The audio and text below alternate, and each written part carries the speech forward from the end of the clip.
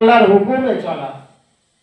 যেহেতু মুর্শিদ আমাদের হুকুম দিয়েছেন পাঞ্জেগানার নামাজ আদা করা, তওবা পড়িয়ে আমাদেরকে পাক করিয়ে দিয়েছেন, বিগত জিন্দেগির সমস্ত গুনাহ খাতা আল্লাহ পাক মাফ করে দিয়েছেন। বলুন সুবহানাল্লাহ।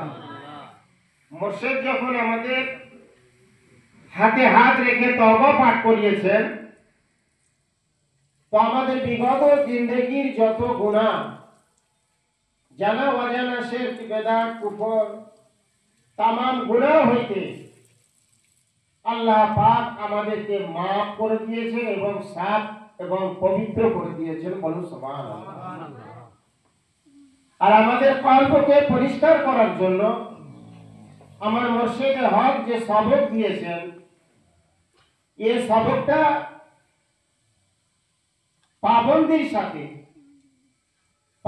সাথে এর অর্থ হলো সিরিয়াল ভাবে একের পর এক সানায়ে আউলিয়া যে দাঁতের কথা উনি বলেছেন, এই দাঁতে জিভ লাগিয়ে, এই জিভ কেন লাগানো হবে, এর হাকিকাত আছে। হাকিকাতটা হলো এই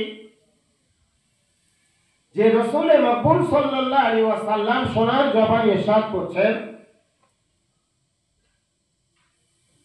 দুই চোয়ালের মধ্যস্থ জিহ্বা আর দুই জানুর মধ্যস্থ লজ্জার স্থানকে আমার যে উম্মাতান গ্যারান্টি দিবে, সাক্ষ্য দিবে, আমি রাসূল তার জান্নাতের সাক্ষী দিলাম। বলুন সুবহানাল্লাহ। সেই জন্য আমি যেটা আমার মুর্শিদের কাছ থেকে পেলাম, যে আমার রাসূলে পাকের এই হাদিস মোবারককে উনি যে আমল করে আমাদেরকে মুরিদানদেরকে জানিয়ে দিলেন যে দুই চোয়ালের মধ্যস্থ জিহ্বা, কারণ সমস্ত পাপের মা হলো মিথ্যা। তো এই মিথ্যা কথা বলাইকে এই জিহ্বা এমন একটা বস্তু যে জিহ্বা সম্পর্কে আমার রাসূল পাক সাল্লাল্লাহু আলাইহি ওয়াসাল্লাম হাদিস গ্রন্থের মধ্যে উল্লেখ করেছেন, সোনার জবানে ইরশাদ করেছেন যে দুই চোয়ালের মধ্যস্থ জিহ্বাকে সংযত করা। যার জন্য আমার মুর্শিদ বলেছেন যে সানায়ে আউলিয়া এই দাঁতের সঙ্গে জিহ্বাকে চেপে রাখা। এই চেপে রাখার অর্থ হলো জিহ্বাকে বেশি পরিচালনা না করা।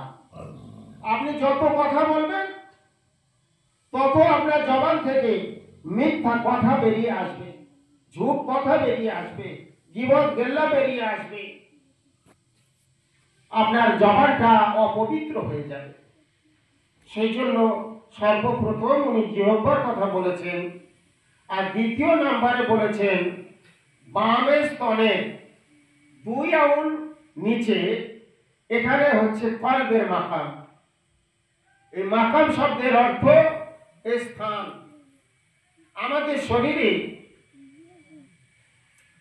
যে মাকামগুলো যে অবস্থায় আছে, আপনার নাভি থেকে আর মাথার তালু থেকে নিয়ে 2 আঙুল বাম স্তনের 2 আঙুল নিচে আমাদের যে কলবের মাকাম, এই মাকাম পর্যন্ত যে 9টা কল্প আছে, 9টা আপনার মেন জায়গা আছে, যে জায়গাগুলোতে আপনাকে যাই আমল করুন না কেন, মুর্শিদ যেটাই হুকুম করুন না কেন, এই 9টা জায়গাতে কিন্তু আপনাকে কাজ করতে হবে।